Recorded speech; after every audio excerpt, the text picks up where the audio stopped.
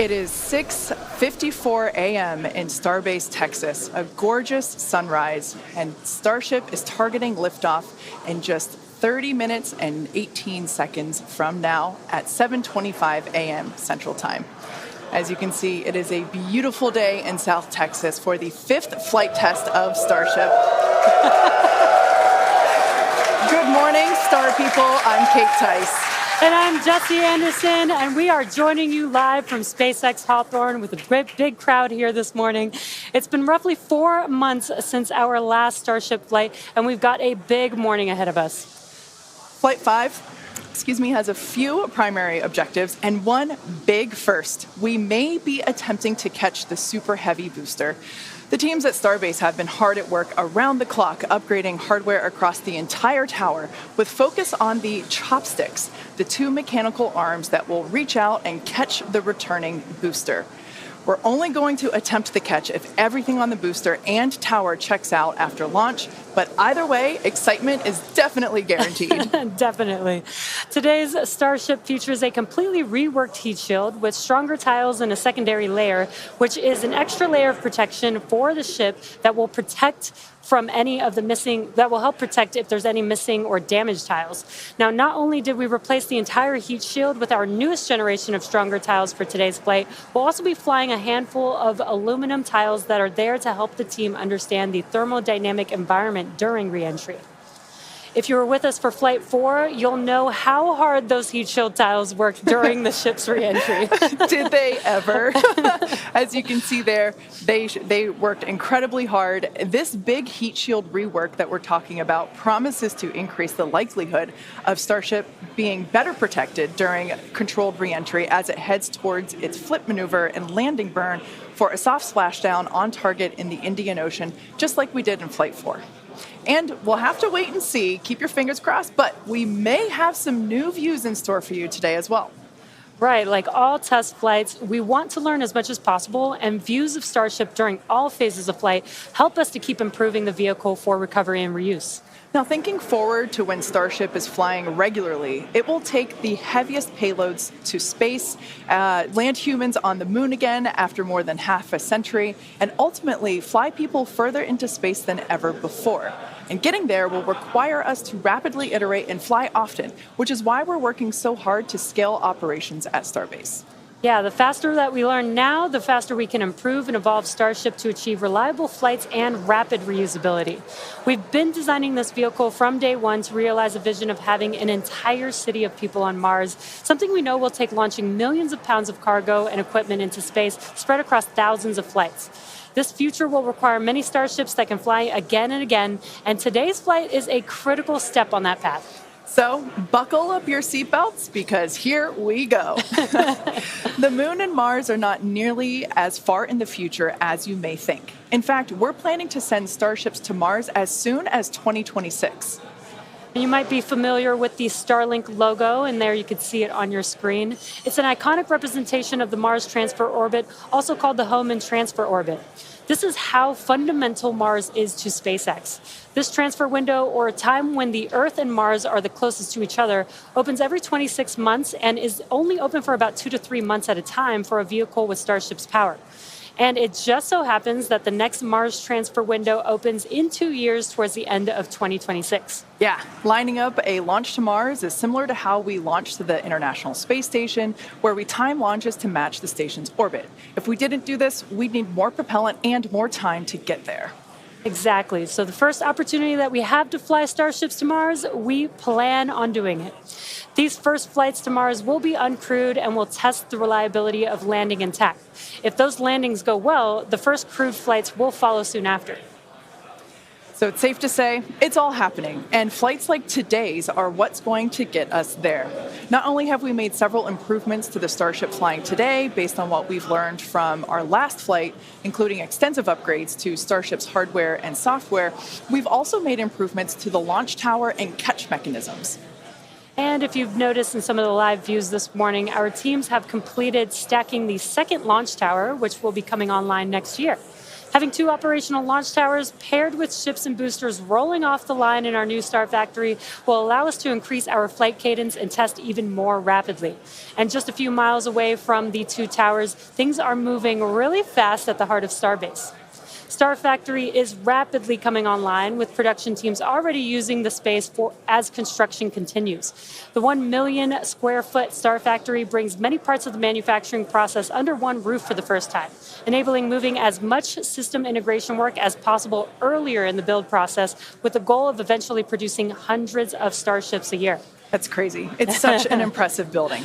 So, for example, teams can assemble an entire nose cone structure of a ship into a single piece and work on its internal systems all in one place. So, Starship, and you have a question about the steps that you're working that happen before or after yours, instead of having to leave the building and go and find the person or the team with the answer, or waste time sending an email and waiting for their response, odds are you're right next to that person or team, and now you're working right alongside them, so you don't have to wait for a response. Yeah, exactly. It makes it a lot more efficient and faster to communicate. So not only are we rapidly iterating on these spacecraft themselves, but we're also innovating the way that they're made.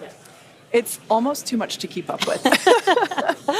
We're also posting updates on our account on X. If you can't keep up, that'll help you. So if you don't already, make sure that you follow us at SpaceX on X. And I have a feeling it's going to get pretty busy. Oh, that is definitely an understatement. And it's definitely going to be very exciting today. So with that, let's meet today's Starship on the pad. Starship features 2 major parts: the ship, which has 6 Raptor engines, and the Super Heavy booster, which has 33 Raptor engines. The current iteration of Starship is essentially an experimental vehicle flying for development. With a few planned upgrades, Starship will have 3 times the thrust of Saturn V, plus the added benefit of full reusability. Starship 2 will be capable of carrying more than 100 tons to orbit, and Starship 3 will be able to lift more than 200 tons to orbit. The amount of mass we're able to launch per rocket is crucial to creating a self-sustaining city on Mars. Now, to get a sense of how big Starship is, let's start with the average size human, which is about 2 meters high. Towering over our average human is the length of the Millennium Falcon, which comes in at 35 meters. Our Falcon 9 rocket, with the payload fairing attached, is double the size of the Millennium Falcon, standing at 70 meters. And nearly twice the size of that is the fully integrated Starship at 121 meters tall. The ship itself is about 50 meters tall, and the Super Heavy booster alone stands about 71 meters. And even crazier, eventually the ship and booster will get even taller with future design iterations. Can't imagine it being taller than that. Starship's first stage has a diameter of roughly 2.5 times that of Falcon 9, and with 33 much larger Raptor engines, which you can see there on your screen. Moving up the vehicle, the ship features 6 Raptors, 3 sea-level engines, and 3 vacuum engines, which are optimized to operate in the vacuum of space. The ship is designed for vertical takeoff and landing on any hard surface, like the surface of the moon. The ship is also outfitted with 4 flaps to help aerodynamically control the vehicle's attitude during atmospheric flight and enable a precision landing. To reach full reusability, ship must survive entry not just once, but over and over again. It took the teams at SpaceX about 3 years to develop the heat shield on Starship, and development for improvements is still ongoing. The ship's heat shield is composed of 18,000 hexagonal ceramic tiles designed to insulate the vehicle during atmospheric entry, where temperatures can be as high as 2,600 degrees Fahrenheit. And naturally, the tiles are designed for rapid reuse with no refurbishment between flights. As we mentioned earlier, today's Starship features a completely reworked heat shield with stronger tiles and a secondary protective layer. This promises to increase our chances of Starship making it through a controlled reentry, and hopefully a little more intact this time around. And in between our first and second stages is our hot stage, which we last saw in action on flights 2, 3, and 4. Speaking of, let's take a trip back in time and talk about that last flight.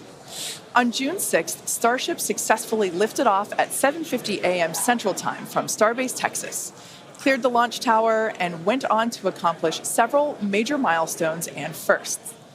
As you can see there, Super Heavy booster lifted off successfully and completed a full duration ascent burn. I love the view of the sound waves there. Following separation, Super Heavy booster successfully completed its flip maneuver, boost back burn as well to send it toward the splashdown zone, and it also jettisoned the hot stage adapter, as you can see there. We don't have to jettison that adapter in future iterations because it'll be a different design. Now, as you can see here, the booster is returning back to Earth using those hypersonic grid fins to steer it towards a precise landing in the Gulf of Mexico. The footage that we have coming up here, there it is from the buoy. I still remember seeing this on X for the first time, and it was so incredible to see that booster coming down, ending its flight with a soft splashdown 7 minutes and 24 seconds into the flight, and the crowd went wild. And so did we. Starship's 6 second-stage Raptor engine successfully powered the vehicle to space and placed it on a trajectory that would re-enter less than 1 orbit later over the Indian Ocean. And following a coast phase in space, Starship re-entered the Earth's atmosphere, successfully making it through the phases of peak heating and max aerodynamic pressure, and demonstrating the ability to control the vehicle using its flaps while descending through the atmosphere at hypersonic speeds. And of course, Starlink on Starship once again enabled real-time telemetry and live high-definition video throughout every phase of entry, with external cameras providing views all the way to the flight's conclusion. Flight 4 ended with Starship, with, again, the crowd going bonkers, with Starship igniting its 3 center Raptor engines and executing the first flip maneuver and landing burn that we had seen since our high-altitude campaign. And that was followed by a soft splashdown of the ship in the Indian Ocean 1 hour and 6 minutes later. And we were all glued to the monitors, watching the little flap that could the whole way down. Seeing the landing burn and splashdown was an incredible moment for the entire SpaceX team, and we'll be looking out for many more of these incredible moments today. All right, so while today's mission profile is similar to Flight 4, we got a couple new test objectives, including catching the booster back at the launch tower. In about 18 minutes from now, Super Heavy will ignite its 33 Raptor engines and lift off from Starbase. A little more than 2.5 minutes into flight, the Super Heavy booster will separate from the ship in a hot stage separation. After that separation, the booster will perform a flip maneuver followed by a boost back burn. And about 2 seconds after that burn ends, we'll jettison the booster's hot stage. As it heads back towards the ground, the booster will either attempt a landing, will have a landing burn, but then will either return to the tower or splashing down in the Gulf of Mexico. Meanwhile, the ship's engines will remain lit for just under 6 minutes during its ascent phase before shutting down for the coast. The ship will coast for about 40 minutes or so, reaching a peak altitude of about 213 kilometers. After that coast phase, the ship will be attempting a controlled re-entry, including a flip maneuver and landing burn, like we saw on Flight 4, just before splashing down in the Indian Ocean. Now, we say attempting because, again, this is just a test and nothing is guaranteed. Except excitement. Well, of course there is that. Now, both the booster and ship have to contend with some extreme conditions on re-entry, which is where those heat shield tiles will be put to the test. For this flight test, we do not expect to recover any hardware from the ship. With the exception of Falcon, this is no different than what happens to most rockets flying today that are expended, meaning that they fall into the ocean after completing their mission. Eventually, we will return and reuse Super Heavy boosters and Starships as we do today with Falcon 9 and Falcon Heavy boosters. And in fact, we've landed Falcon boosters 352 times to date. I say that number, and that is just wild. I still remember the night, or at least most of the night, that that Falcon landed for the first time, and it still feels like yesterday. Yeah, definitely one of my favorite moments at SpaceX. And returning Super Heavy promises to be an even more impressive sight and a huge moment on the road to rapid reusability. Yeah, speaking of rapid reusability, future Starship designs will give Super Heavy boosters a lighter weight and integrated hot stage intended for full reusability, which will mitigate the need to jettison the hot stage like we'll do today. Similarly, even though ship recovery is not expected, the telemetry and data we receive all the way to the end is what we're what we're looking for, and is what will get us to a rapidly reusable Starship of the future. Yeah, exactly. In other words, just like previous Starship flights, the payload for this mission is the data. All right, now that we have a handle on today's flight test, let's check in with Dan, who is right in the middle of the action. He's just a few kilometers from Starship on the pad. How's it going, Dan? It's going great, Jesse. Welcome back to Starbase, everybody. It's been far too long. Little change of scenery this time. Right behind me is the Launch Control Center, where our flight controllers are counting down to our liftoff at 7:25 a.m. Central. We are a little bit later in our window. The main reason is we're working to clear out the range. Have not been tracking any technical issues so far to preclude that launch. So 7:25 a.m. Central, 12:25 UTC is where we're marching down to. As you can see, we're actively loading propellants onboard Super Heavy and Starship. Liquid methane for your fuel, liquid oxygen for the oxidizer. Prop load on the ship started at about T-minus 49 minutes, booster at T-minus 40 minutes. We're going to keep loading propellants on those vehicles right down to the wire. Ship will close out at about 3 minutes and 20 seconds before T0, and then booster just about 30 seconds later. Now, with our startup sequence, it's going to look very similar to what you saw on Flight 4. We already tested it with this booster and its static fire. We're going to see the Raptors start to make fire at about T-minus 3 seconds, and then we'll start them up in 3 different banks. The first inner 13 will fire, and then about a second later, 15 of the outer ring engines, and then about 0.8 of a second after that, those final 5. Another reminder, if we need to hold, we have a built-in spot at T-minus 40 seconds. We can hold for stuff like if we need to finish clearing the range or if any other technical issues pop up, just kind of in the last second. But if there's nothing holding us back, we're going to go right past that and go down to 0. So, I mean, as of right now, we're just under 14 minutes away from liftoff, not working any technical issues. Range is expected to clear. We're just clearing out a few more boats. And as you can see, the weather is perfect. We had 100% go for launch from the weather officer, so that was pretty unprecedented and something we really like to hear. If we're not able to go today, since we are loading prop, it would likely be about 48 hours before our next attempt. But good thing we're going to launch today. Really looking forward to being able to turn around and see it this time. Counting down to 7:25 a.m. Central, and I'll see you guys in a couple of minutes. I'll send it back to you. Thanks, Dan. Now, one of the most exciting objectives for Flight 5 today is attempting to return the booster to the launch site that you see right there, and it will be caught by the tower. We refer to this simply as booster catch. As you've heard us say, Starship and Super Heavy are designed to be rapidly reused, which is why we've developed a novel way of returning the vehicles that leverages the same hardware we use for stacking ahead of flight. Right now, when we recover our Falcon boosters, they either return to a separate landing zone on land or to a drone ship in the ocean, both of which require time to transport the vehicle back to the launch site. In order for us to achieve truly rapid reusability, we need a quicker turnaround. And you can't get much faster than returning the launch vehicle right back to the launch site where it needs to be in order to launch again. For today's booster catch attempt, while there are thousands of criteria that need to be met, there are 3 primary gates that will be in play. In order to proceed, automated checks have to indicate we have a healthy booster and a healthy tower, and the flight director must issue a manual command, which is informed by manual checks from the flight control team. If this command is not sent prior to the completion of the boost back burn, or if automated health checks show unacceptable conditions with Super Heavy or the tower, the booster will default to a trajectory that takes it to a landing burn and soft splashdown in the Gulf of Mexico. Now, thinking to the future when we're operational, after a booster returns to the launch tower, it will be inspected and reloaded with propellants and then ready to launch another ship to orbit. For today's test, however, we're only going to attempt the catch, like Jesse said, if everything on the booster and tower checks out after launch. And of course, we will let you know as soon as we know if it's a go. And we're going to be listening very keenly for that call out. Now, as always, we accept no compromises when it comes to the safety of the public and our team. So to that end, the area all around the pad and the flight path are cleared well in advance. Exactly. A lot of things have to go right in order to line up the booster catch. So don't be surprised if we don't attempt the catch today.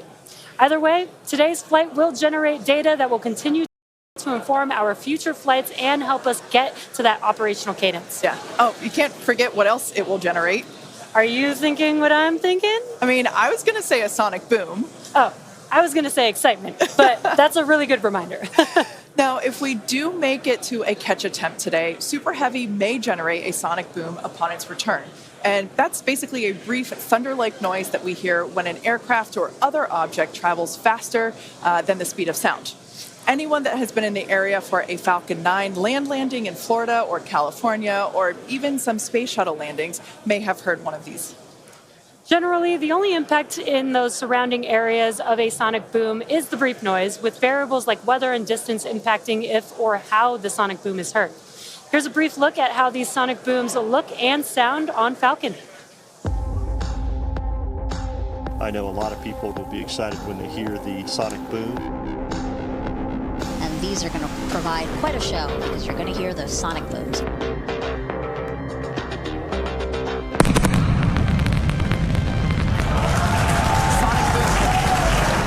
Booster landing leg deployed.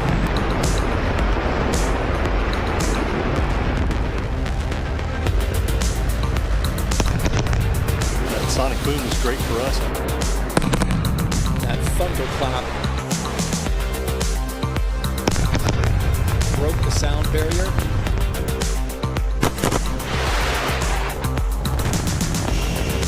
Side booster separation confirmed.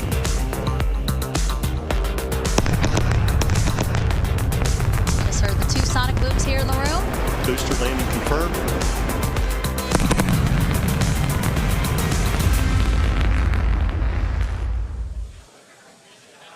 As our test flights continue, we plan to demonstrate ship-to-ship propellant transfer, which will be important in preparation for Starship taking astronauts to the moon as part of NASA's Artemis program. SpaceX will perform one uncrewed demonstration flight before NASA's Artemis 3 mission, which will be the first human surface expedition since 1972.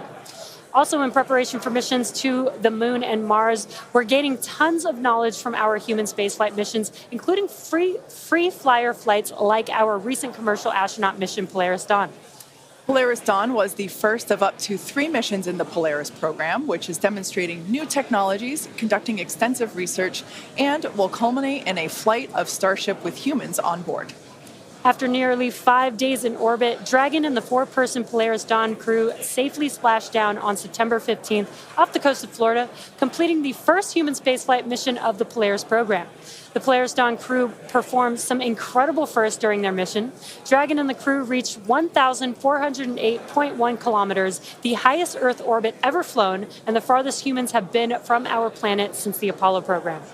The crew also performed the first ever commercial EVA, or extravehicular activity. And as you can see there, they were wearing the new EVA suits that we developed here in-house. This was an incredible moment to see Jared and then later Sarah emerge and perform this EVA with Earth behind. Now, in addition to this incredible spacewalk, they also conducted about 36 research studies and experiments from 31 partner institutions, including NASA. And in addition to all of that, they also tested Starlink laser-based communications in space. The data gathered from Polaris Dawn missions is invaluable, much like the data that we're going to see after today's flight test of Starship.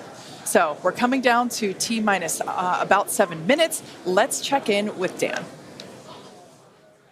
Hey, thanks, Kate. So yeah, we're right at about 7 minutes away from launch. The main thing we are still working is that range clear. Again, we have to make sure boats, airspace, everything is cleared out of the way for our ascent corridor, basically the Gulf of Mexico, where we're launching through before we can actually launch. And so we're working on clearing out just a few more boats. We do have a window, remember. So if we end up holding at like a T-minus 40 seconds, we can hold for several minutes, allow those boats to get out of the way, and then we can launch. Our window is from 7 to 7:30 Central, so we don't have a huge amount of time today, but we do have some margin if we need to work with it to still get off the ground today. For now, though, we're coming up on finishing prop load on both vehicles. Header tanks are pretty much topped out on the ship. Those are going to be used for its landing burn. And again, we're going to be closing out all of the prop load at about T-minus 3 minutes, 20 seconds for the ship, and then just 30 seconds later for booster. One kind of cool thing to talk about, so the folks in launch control behind me, after liftoff, they're going to have some pretty special tasks today if we're going to go through with the catch. They're going to be doing some really detailed inspections just visually of all of the different tower systems, a lot of those things that we upgraded, just to make sure that we are in the right posture to actually proceed with the catch. So they'll be working kind of fast and furious behind the scenes to inform the flight director's manual command to send the booster back. So if we hear that command being sent, that's going to be just the roof's going to come off. That's going to be a really exciting moment. So otherwise, if we don't go today, as you guys talked about, there is a chance. And if we don't send the booster back, we'll do a landing burn and a splashdown in the Gulf. And then that's just another landing burn to gather more data, learn more lessons from, and then we'll come back and try the catch again on the next one. But as of right now, we're coming up on 5 minutes. There is a chance that we'll hold or extend into the end of our window, so don't be surprised if that ends up happening. But if those boats do get out of the way, we are just about 5 minutes away from launch. So I'll check back in just a moment, but back over to you, Kate and Jesse. Thanks, Dan. Our rapid iterative development approach has been the basis for all of SpaceX's major innovative advancements, including Falcon, Dragon, and Starlink.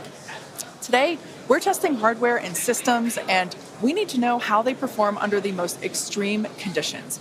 We'd much rather find the bugs now during testing than later on when there's more on the line. And to reiterate, while we do determine an acceptable level of technical risk on our vehicle and pad in order to learn as fast as possible, we accept no compromises when it comes to the safety of the public or our team. So that is to say, this is only the 5th of many future flight tests of Starship before it becomes fully operational. You might remember the Starlink panels that are incorporated into Starship, and you can see them there on your screen, those rectangular panels on Starship's nose cone. Starlink brings us the epic views in space and on reentry, and also helps deliver us the critical flight data engineers need to continue development.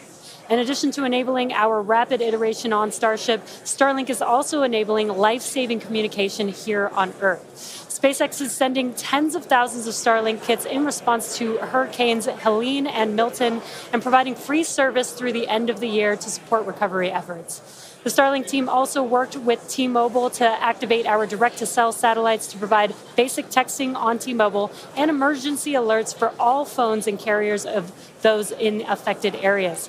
If a phone connects to a Starlink satellite, it will have 1 to 2 bars of signal and show T-Mobile SpaceX in the network name.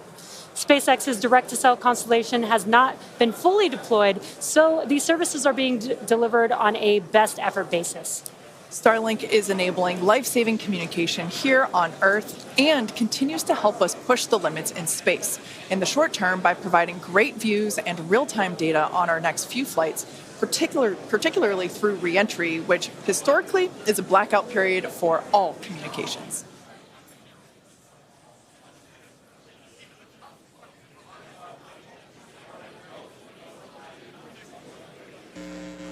All right, so we're coming up on 2 minutes, 30 seconds away from launch. We were hearing like there's a pretty good chance we were going to hold at T-minus 40 seconds, but surprise, now it sounds like we might not be. So we are just a little over 2 minutes away, so a couple more things going to be happening. We did just close out our propellant load on the ship and the booster, so 10 million pounds of propellant on that vehicle on the pad here at Starbase, getting ready to go. We're going to start clearing out all of the lines that are basically pushing all of that propellant to the vehicles. Those get cleaned out or cleared out on the ground before we lift off. We're doing some final checks on the vehicle, the thrust vector control that we're going to use to steer it, as well as the guidance system doing its final alignment, just a lot of our final checkouts. But we are starting to hear that it looks like the range is going to be clear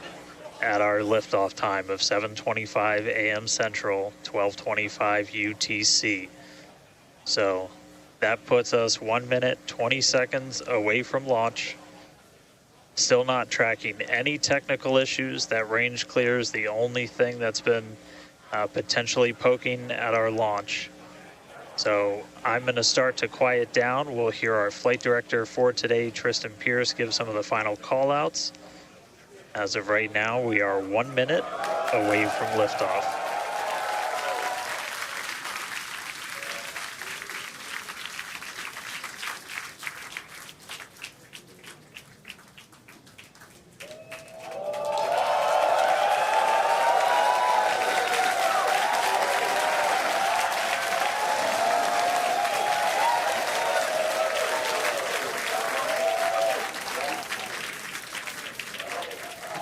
Flight directors go for launch.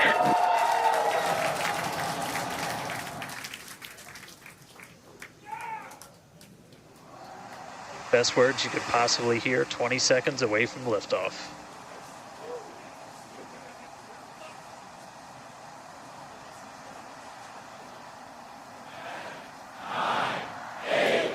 T-minus 5, 4, 3, 2, 1.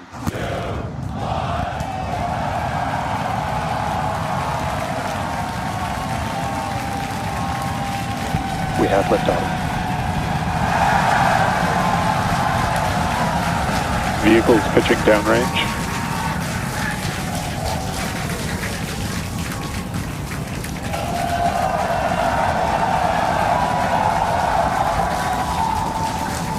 Booster after chamber pressure nominal.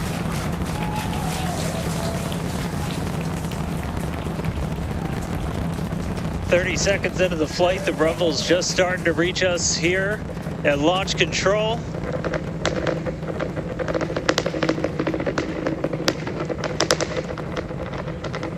Booster and ship, That avionics is the power, sound telemetry nominal. of 33 Raptor engines.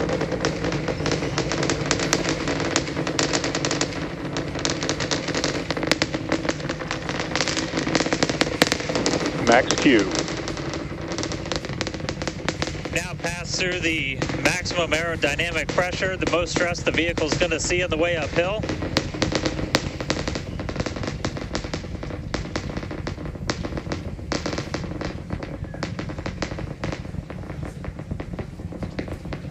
All right, our next major milestone coming up, it's going to be hot staging. We're going to see the engines ignite on ship to push it away from the booster.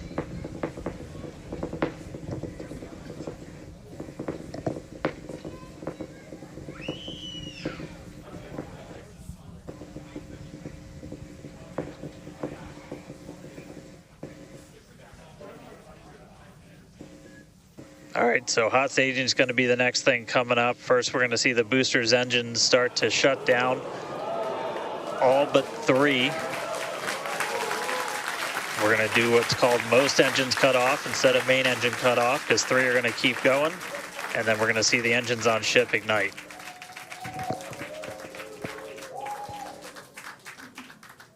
Right now, the tower team is doing their go, no go.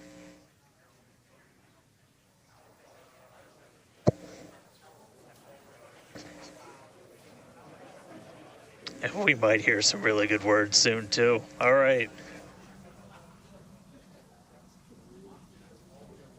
Can still see it up behind me. That is one of the most gorgeous things I've ever seen in my entire life. Coming up on hot staging next. Ship engine There's startup. most engines cut off. Stage separation. Booster Stage separate. separation, Startup. hot stage separation confirmed. Ship under its own power. I'm seeing 6 out of 6 Raptors lit. Hopefully I got a booster on the way back to me. I'm going to send it to you guys in Hawthorne. Oh man, that was absolutely incredible. I loved how the crowd Chamber pressure is nominal. here in Hawthorne all went ooh at that first view of the blue flames from the booster. As you can see there, first stage currently performing, is now making its way back to the launch site. Again, we are Ship avionics power and telemetry nominal. the booster and the tower are both performing automated checks to make sure we are go for the booster to return to the launch pad for that catch. And once those are complete, the flight director... Booster, boost back burn, shutdown. Flight directors go for booster return. And we did hear that the tower is go for catch. So that was one of the big criteria we were looking for. This view We'll here. wait to hear that the go for catch has been sent. Beautiful view here from the ship. And so exciting to hear that we got a go for booster catch. That means it's going to be a really exciting morning.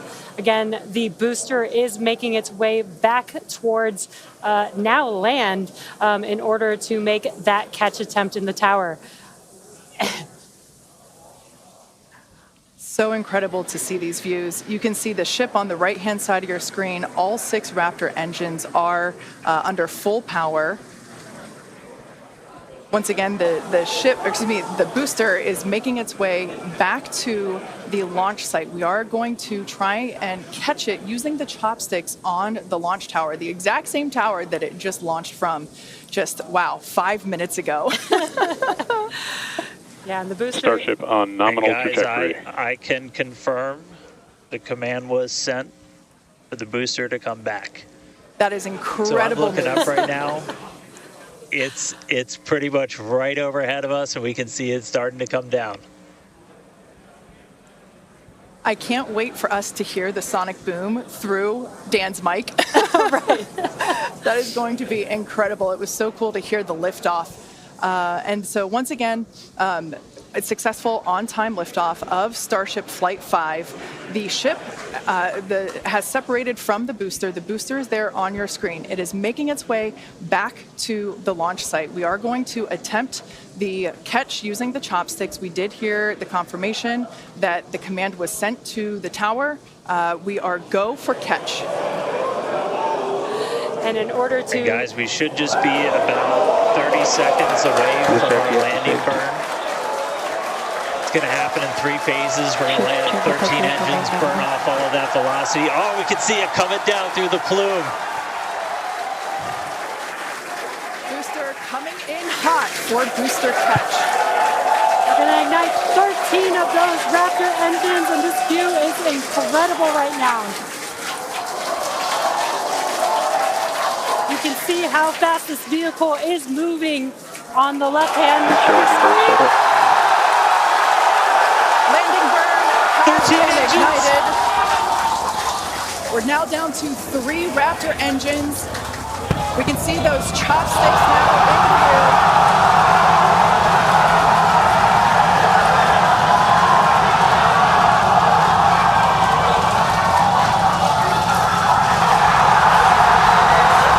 Booster landing burn shutdown. Megavilla had caught the booster.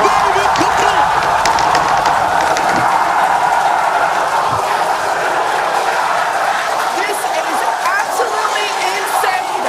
On the first ever attempt, we have successfully caught the Super Heavy booster back at the launch tower.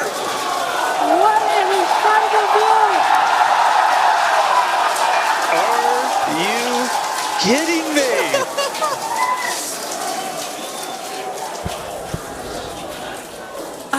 Dan, Wow. I don't know about you, but we're losing our stuff up here. Starship in terminal bed.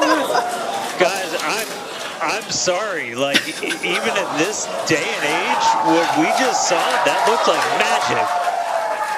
Wow. Damn, Wow. your view must have been insane. We are still going wild over here over this. Folks, this is a day for the engineering history books. This is a live view of the Super Heavy booster as it has just been successfully caught back at the very same launch tower that it just came from. Dan, I love this. You are reflecting exactly what everybody else here in Hawthorne, except maybe a little bit more because you got to see it with your own eyes. How was that? We got it. I mean, I can't even describe that. Oh, by the way, main engine cut off, ship's in orbit, but I am like shaking right now. That was... Yeah, This is not, Yeah, I mean, let's check in on ship. it's hard to believe that. Starship nominal orbit insertion. All right, exciting news there. It's hard to believe that, booster isn't the only excitement that we have today. Just confirmation there. A gorgeous view of planet Earth behind the ship. Saved. And it is now in the orbit that we expected it to. This is just an incredible day. Live views there as the booster vents, some pressures there. That is a live view from the top of the tower looking at the chopsticks. I am still in disbelief. I'm trying to catch my tears just like the chopsticks caught the booster. It has been nonstop since liftoff. And we are all so excited about everything that's been happening so far this morning.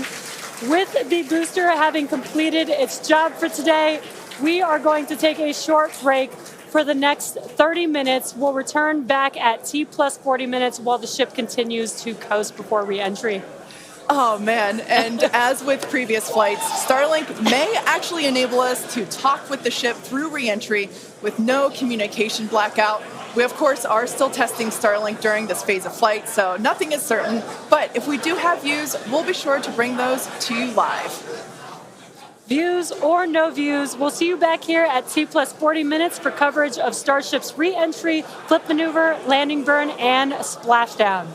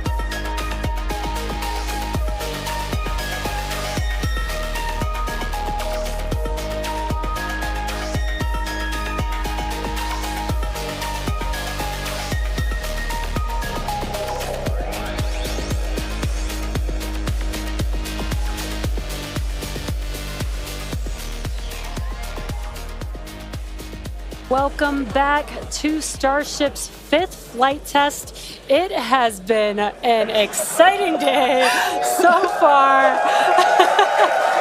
Even the crowd here is still so excited. We lifted off from Starbase at 7:25 a.m. Central Time. The Super Heavy booster and ship had a successful separation, as well as a good boost back burn and good separation of the hot stage adapter. The Super Heavy booster then completed the landing burn with 13 Raptor engines igniting and slowing down the vehicle perfectly for Mechazilla to catch the Super Heavy booster for the first ever land recovery of the vehicle.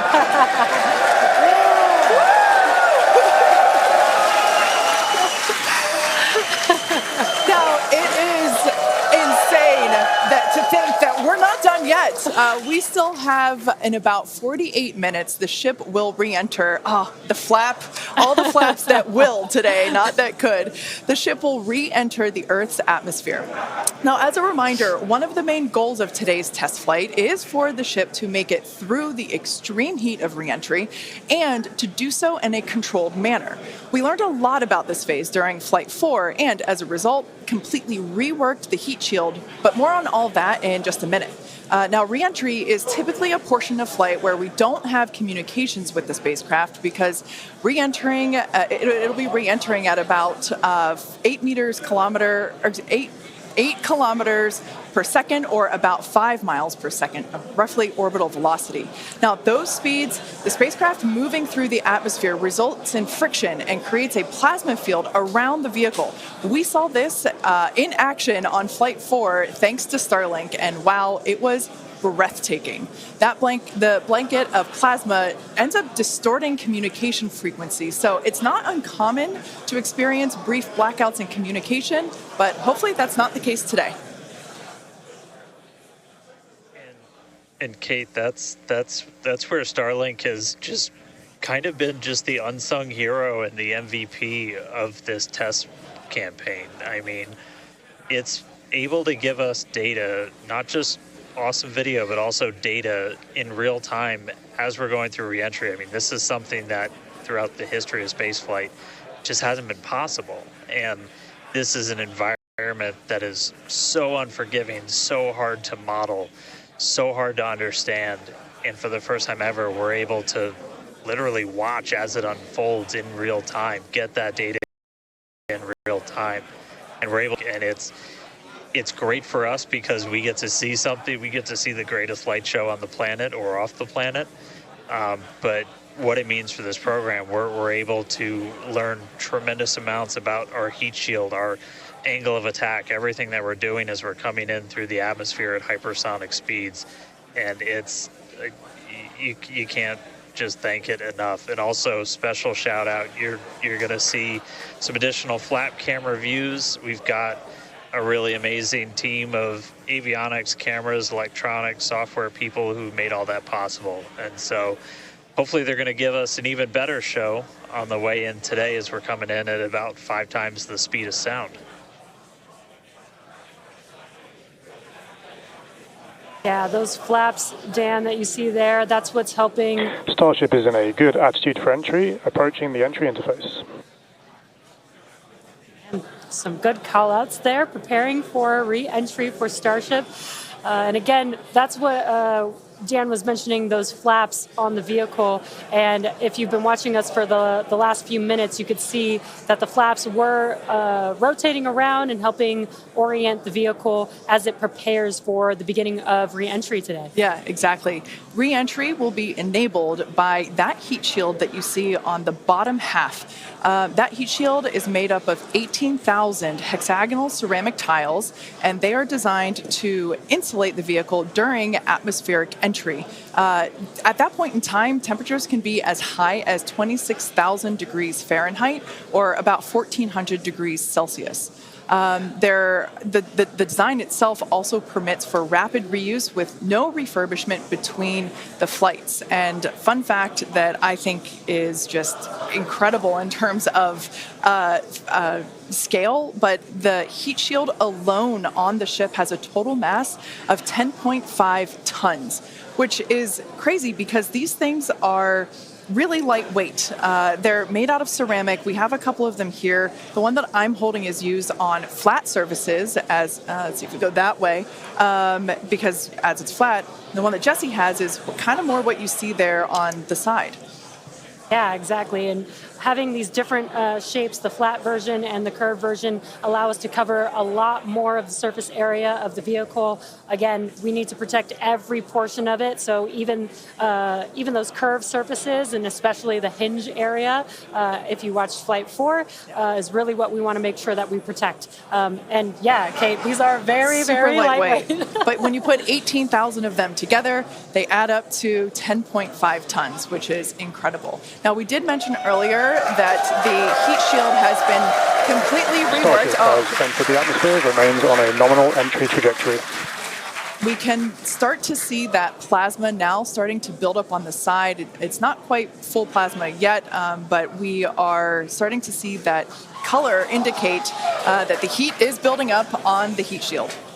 Yeah, this is such a cool sight to see because you really never really have gotten to see this live before Flight 4. Yeah, and as Kate mentioned, it's getting a little more red, as you can see there on your screen. That means that heat is building up, but that's exactly what these heat shield tiles are there for, is to protect against this plasma and this really, really extreme heat that the vehicle is going to see for about the next 10 more minutes or so.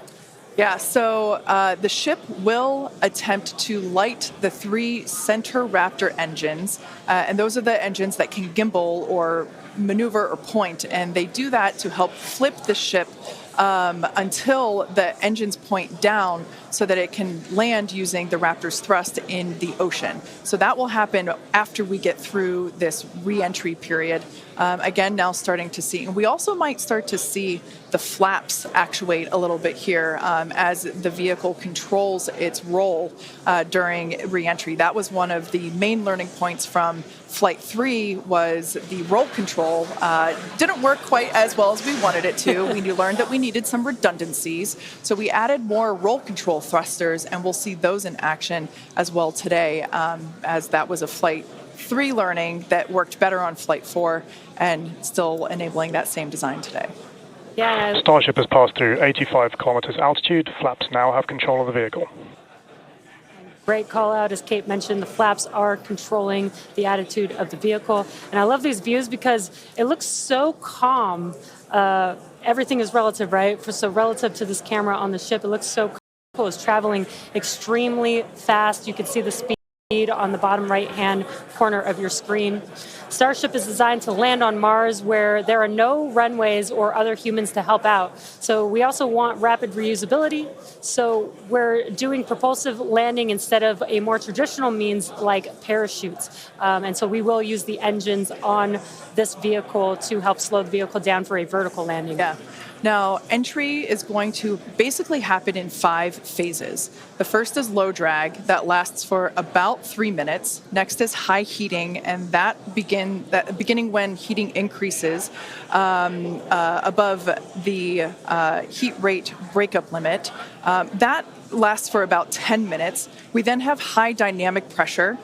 Starship will continue to slow down and experience increased aerodynamic loads during that phase, and that will happen before reaching Mach 1, about a minute after. Starship is approaching the peak heating phase of entry, remains on a nominal trajectory. Okay, so that was phase 2 that he just called out, that I was mentioning. After peak heating is that dynamic pressure around Mach 1, and that will last about a minute after leaving the hypersonic area, and then we go into subsonic, and then, of course, landing burn. Wow, what an incredible view. The colors are so amazing, and the colors actually also tell you a little bit about the temperature that the vehicle is seeing as well. So I think that's pretty cool that we get this amazing live visual. Speaking of live visual, the flap, we have more views, more cameras on board Starship, as Dan mentioned a few minutes ago. We are hoping that all 4 flaps will stay more intact than they did last time. We did make some changes to the design in order to help enable Starship this. is now experiencing peak heating, remains on a nominal entry trajectory. Great news there. that Starship is continuing along the path that we intended it to fly. You can keep track with how fast it's going and how high it is above Earth using the display that is there on the bottom right-hand side of your screen. And guys, this is where we're really going to see a lot of those improvements from Flight 4 really come into action. Is you guys kind of talked about, so what's called the static arrow. Those are kind of the poke out points on the flaps. Those get exposed to some pretty extreme heat environments, and so we added some additional, basically made it a lot more robust for the thermal protection there. And we learned not just from visuals and stuff like that. We had those missing tile tests on Flight 4 where we intentionally left some out, kept in some backup layers. They're called ablatives, which means they just gradually melt away to help dissipate the heat. And we've got an entire layer of ablative underneath the tiles on this Starship today. So even if you get a gap in a tile or a tile is broken, anything like that, we've got essentially backup options. And what we're really trying to do today is do an on-target landing. As we lost the flaps, you lose a lot of your control, and so we didn't land right on target last flight. This time we're trying to really nail the target within just tens of meters, and that'll just be a really huge step on feeling like we're closer to bringing a ship back. Obviously, there's a lot of work before we get there, but we just caught a booster. We're going to start looking real soon at when we can catch a ship. So the view on your left is as a helicopter passes by Dan, bound at Starbase. The view on your left is a camera that's positioned near the nose of the ship, looking basically down toward the flap. The view on the right is looking perpendicular to the flap. So we're looking basically bird's eye view onto the flap on the left-hand side, and then a worm's eye view from the side with that view on the right.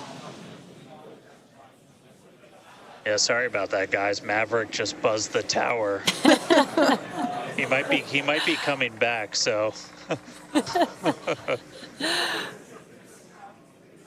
Now, these views brought to us by Starlink. It's incredible that we have this high-definition capability. In fact, that view on the left... Starship is now halfway through the peak heating phase of entry, remains on a good trajectory. So great news there, hearing that we're about halfway through the peak heating phase. Like I said earlier, this lasts roughly 10-ish minutes. And we did hear earlier that the flaps have control of the vehicle, so also good news there. It is incredible that we've basically had views the entire time. Right, yeah. Thanks to Starlink. My memory did black out a little bit after booster catch, so I think we had views. But all through the coast phase, we had some beautiful views of planet Earth behind the ship as it was in its orbit. Yeah, and I also do want to point out on your right-hand screen, we've got a more encompassed view of the flap. As we watched in Flight 4, the hinge area was the area where we got a little bit of that burn through. This view, this new camera view on the ship will help us be able to visually see more of what's happening in that area. And again, we have improved our heating tiles, and so hopefully we've protected the hinge a lot better this time. Chill has started. But again, these views are additional to the data that we get on these flight tests that help enable us kind of put the data that we get in the computer to the visuals that we see and try and align those and use that for improvements in the future. Now, we heard a call out there saying that engine chill has begun. This is an indication that we are starting to flow a little bit of the super cold liquid oxygen through the hardware, through the Raptor engine, specifically the turbo pumps, to help ensure that the hardware is at the right temperature before we give a full push, a full flow of propellant at engine startup. So all of that to say, we are getting closer to the landing burn. We definitely are. And again, if you look at the bottom right hand of your screen, you can see the altitude that the ship is, and it has been slowly making its way closer and closer to Earth. We're currently at about 63 kilometers from planet Earth, and you'll see that number trend lower and lower as we get closer and continue through this reentry. Yeah, this is going to go on for a little, actually a while longer. We have about 10 minutes or so, roughly, before we execute the landing, the ignition for the landing burn, starting with the landing flip. So we're making a controlled reentry. This is one of the primary objectives for Starship today, is to demonstrate another controlled reentry, even more controlled than what we saw on Flight 4. And so far, that is looking good.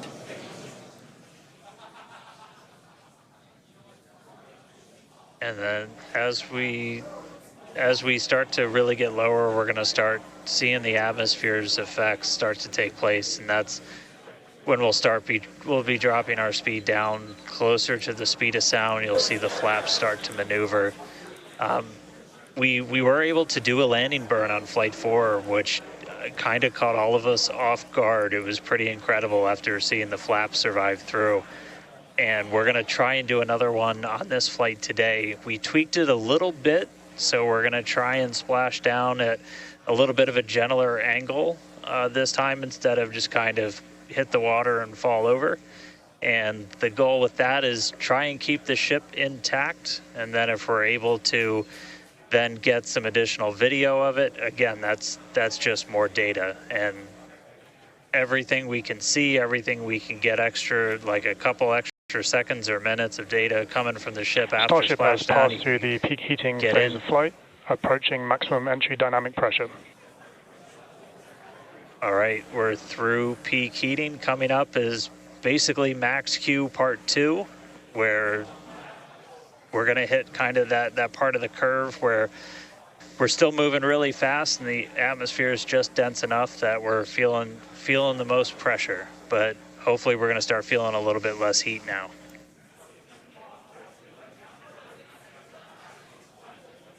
Looks like we got more views of each of the flaps on the ship as it's making its way back down to Earth. And we did pass through peak heating and still got really good views throughout that whole period. Typically during the highest heat on the vehicle, we tend to build up a lot of plasma, and that's typically when we would lose connection or views of the vehicle. But again, with Starlink, we were able to get some live views throughout that entire process there. And we're coming up, we'll start hearing a couple more milestones in about 4 minutes or so, when we start getting down to like the transonic, the subsonic, when we're starting to move closer to and beneath the speed of sound. And I mean, we're getting live views, we're getting live data. We've got a couple additional tests on this one today where we left off some missing tiles again to test some additional backup layers. We also have, I don't know if we can still quite see them in this view, but you may have noticed we had some kind of silvery looking tiles on Starship as well. And those were pretty much standard tiles, but they were wrapped in aluminum. And it was a pretty simplistic, straightforward one where aluminum starts to melt at roughly the same temperature where steel starts to lose its strength, not necessarily melt.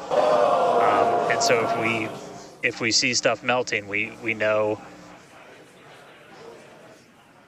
what our steel is going to be exposed to. But yeah, 59 minutes since launch, should be coming up on transonic and everything just about 3 minutes. Now the views here, we have coverage of all 4 flaps. We can see, so for those that perhaps didn't catch a glimpse of the vehicle before liftoff, there are 2 flaps at the forward end and 2 flaps at the aft end. The larger camera view that is there on the right-hand side of your screen, that is a view of one of the aft end or the bottom end flaps. We can start to see some heat buildup and peeking through on one of the flaps there in the top left-hand corner of your screen.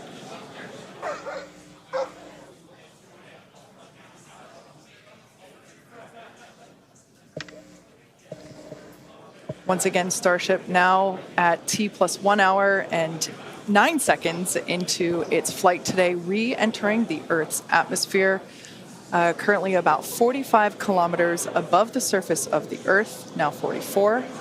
We are targeting a soft splashdown in the Indian Ocean, about, northwest-ish of Australia. And we are attempting to, as we did on Flight 4, perform a flip maneuver as well as Starship is at maximum entry dynamic pressure, remains on a good trajectory. All right, so that is great news there. Like Dan said earlier, this is basically max Q part 2. So this is the greatest amount of aerodynamic loads that the vehicle will experience during its flight. It's coming back through the Earth's atmosphere. It was above the Earth's atmosphere in space where there was no friction. We can obviously see heat as evidence of that friction buildup. The atmosphere is actually helping to slow the vehicle down. If you're watching the telemetry in the bottom right-hand corner of your screen, you can see that speed decelerating rapidly.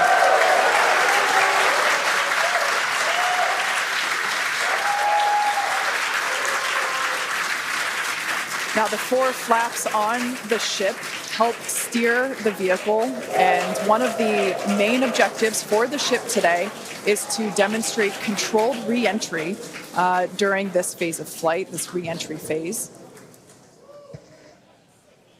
Yeah, and we have 6 engines on ship, but we only need 3 of them, the 3 sea-level engines. We will have that flip maneuver happen very close to touching down for splashdown. We'll do that flip maneuver, ignite those engines, slow the vehicle down immediately, and then hopefully have what we call a soft splashdown in the water.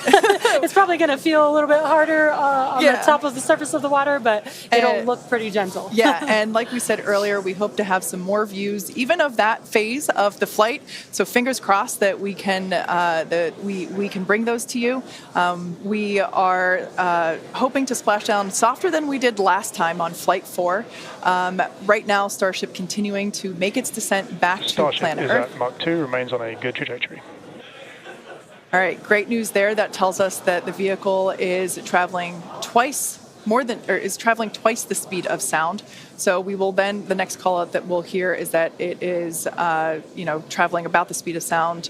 And then we will hear a call out that that will be the call out that it is transonic. And then we will hear another call out saying that it is subsonic, meaning going slower than the speed of sound.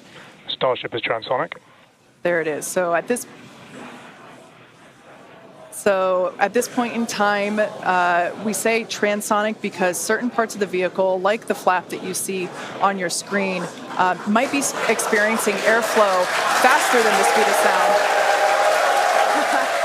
while other parts of the ship may be experiencing airflow. Starship is in the subsonic belly flop. All right, so now the entire vehicle is traveling slower than the speed of sound, so subsonic. The crowd here at Mission Control Hawthorne also getting excited, just like us. We're awaiting a water landing. We are going to reignite the 3 engines to perform that flip maneuver, and we're basically about a minute and a half, away from the landing flip. Yeah, the crowd's getting excited here as we get closer and closer to splashdown. Again, just about a minute away from the expected splashdown, so we should see a lot happening coming up here shortly. We're currently having a view of one of the flaps, and it is a little bit dark on your screen, but hopefully we'll get some good views of the ship as it makes that flip maneuver and touchdown for splashdown. Yeah, guys, we saw that speed drop like a rock. So we're doing a belly flip right now, or a belly flop right now. That's what's kind of, if you saw the high altitude campaign, that's the unique thing about how Starship comes back. So we've bled off pretty much all of the speed we're going to. We're essentially at terminal velocity. Starship is at 5 kilometers altitude, remains on target. Five to go. Coming up soon. Landing burn.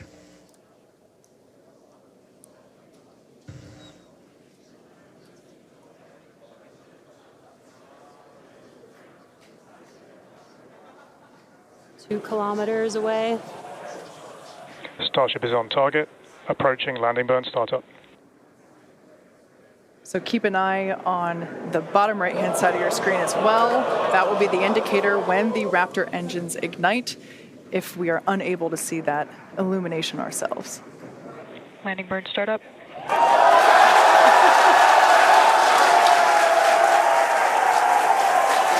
a cool view of the reflection of that landing burn.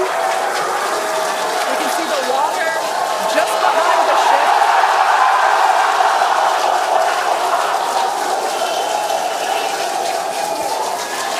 Starship has landed. An incredible view. I think it is safe to say we have a ship in the water. Touchdown! That is a live view from the ocean surface. What an incredible end to Starship's journey. A live view from a buoy that we had out at the landing zone.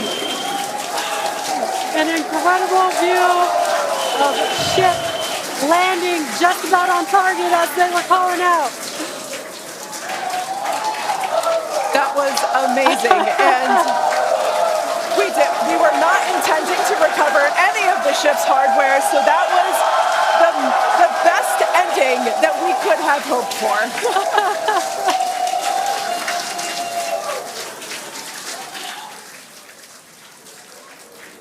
Man, I don't think we're going to be able to get a ton of extra video of the heat shield, but we hit the target. We hit the target. Yeah. I mean, we hit the target because we had these buoys placed in a pretty specific spot, so wow. What a day. I feel like that's what I get to say. What a day. I mean, everything started off today with that launch. We were able to lift off towards the end of our window, 7:25 a.m. Central Time. 33 out of 33 Raptors in the way uphill. Successful hot stage. Booster came back. We watched it come down right behind us. Watched it get caught. And that broke my brain for a while. I'm really happy we had coast for a bit, but that's first ever booster catch, major step on the way to rapid reusability. And ship just gave us one heck of a show, making it through a controlled reentry this time, flaps intact, made it down to the water. Hey, Starships were meant to fly, and it sure as hell flew today. So let's get ready for the next one. Over to you guys. They were meant to fly, and they were also meant to be caught by Mechazilla. Yeah. It's been such an incredible day today. Congratulations to our teammates and to everyone who supported the Starship program. And thank you to all of our future customers for your support. And we'll also like to thank the people of Cameron County, Texas, as well as the Coast Guard, the Federal Aviation Administration, the Government of Mexico, and the Australian Space Agency. Now be sure to follow SpaceX on X for more updates on today's test flight and, of course, for future Starship news. Today was amazing, but the SpaceX action isn't over yet. Soon Falcon Heavy will launch NASA's Europa Clipper, and we're also going to be returning Dragon back to Earth with NASA's Crew 8 astronauts. So congratulations again to the SpaceX team. What an amazing launch and an even cooler catch. Thank you for watching, but we're going to leave you with an awesome recap of what has been the most epic day.